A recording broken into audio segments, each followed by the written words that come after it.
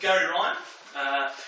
NAB's been engaging Gary since early 2002 in regards to leadership, mentor training and relationship management. With over 17 years executive management and facilitation experience, Gary has been providing services to many industries, including the financial industry, obviously. It doesn't stop there. Gary is also a senior assessor at the Customer Service Institute of Australia and also sits on the advisory board of the AFL Coaches Association.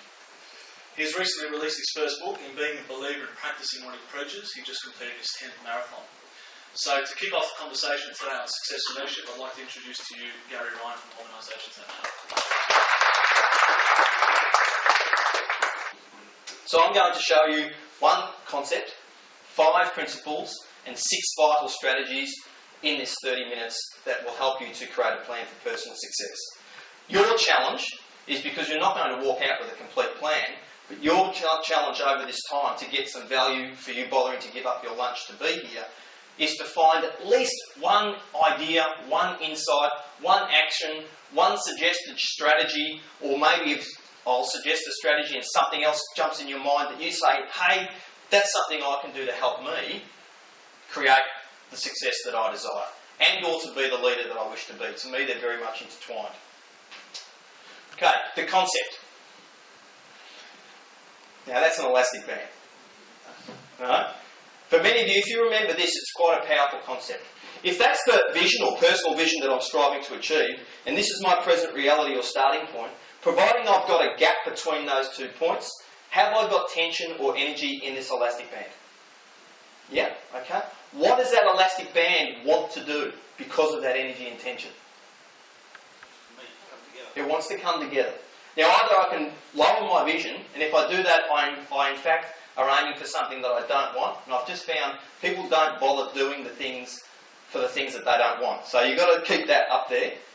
So what you tend to do is it creates a tension and gives you the energy to bring your present reality towards your vision. But what happens to that over time? What's happening to the tension and energy in the elastic band? So what's that mean you're going to risk doing? You're going to give up. You could stop, okay? So what that means over time is you in fact have to keep doing this. So we talk about personal planning or visioning, in fact, as the process. It's a never-ending process. The average age of an Australian male's expectancy these days is? Anyone know? 79. And for females, they've still got the men covered? Yeah, it's 83, 84, okay? Depending on which suburbs you live in Melbourne, there's some variations, believe it or not. Okay? So if in this room we were to expect a life expectancy of 79 to 83 or 84 for females, I'd like to think when I got to 79 and they've burned me or buried me or whatever they're going to do with me, some of the folks saying the eulogy will be bagging me for some of the things I still didn't finish. Because I'd like to think I'll have still had the elastic band working. Okay? It's a very, very powerful concept that underpins everything I'm talking about here today. And it's about what is the gap you've got between what you're striving for and where you are now, what are your plans, what are the actions that you're going to take to bring that into reality. And that sits, again, below everything I'll be talking about. Just briefly, with the folk beside you, in that context, what's this illustration saying to you? Literally, 1 minute conversation. What's it saying to you? What stands out?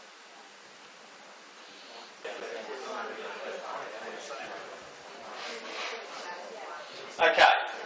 Any courageous folk, and I say the word courageous deliberately because normally in a room this size, it takes some courage to speak up because we're afraid that we might say something that people think was stupid.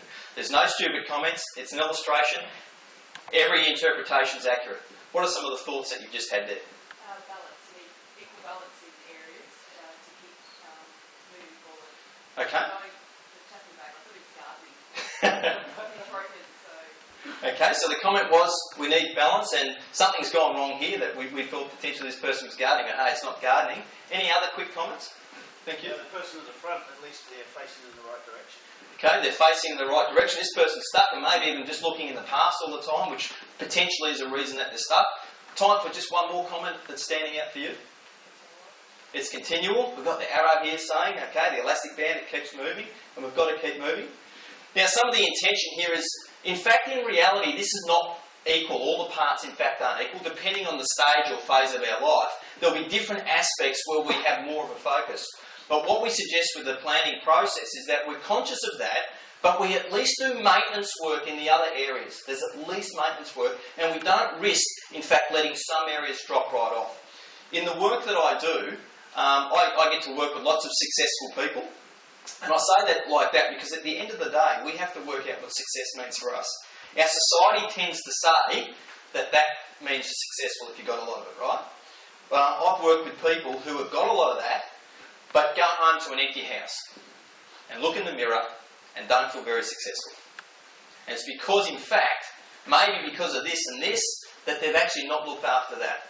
Or maybe because of some of the other things they're doing over here, they've let their health slip. And you know what? Yes, we might live to 79 or 83 these days, but because of medical science, we could live for 10, 20 years without a great quality of life. You know, we've got to think about that aspect. And we've got to think about what are we doing now that's actually going to increase the chances of having the future we desire up here. How happy do you think that person in the middle doing that balancing act, which is not easy, but how happy do you think they are relatively speaking? Pretty happy? Maybe not I'm in heaven happy, but probably pretty happy. And what we suggest is that when you get this stuff going and it's quite conscious, you're actually quite happy even with the struggles of life right now because you can see how it's all hangs together and how it's helping you achieve whatever it is you want to achieve. Along the way, you'll be getting some milestones and achievements. Now, just like the 10th marathon the other day, and I'm someone that used to hate running. When I played Aussie rules football up until the age of 31, I never used to like going on the long runs. And yet now I run marathons. It's because my purpose for it has completely changed and understanding why I'm doing it. Because I actually want to increase the chances in the future I'll be healthy. You know, that's the reason for doing it. And also to be a good example to my kids about the importance of health and fitness. And guess what? The eldest 3 ones ride their bikes with me.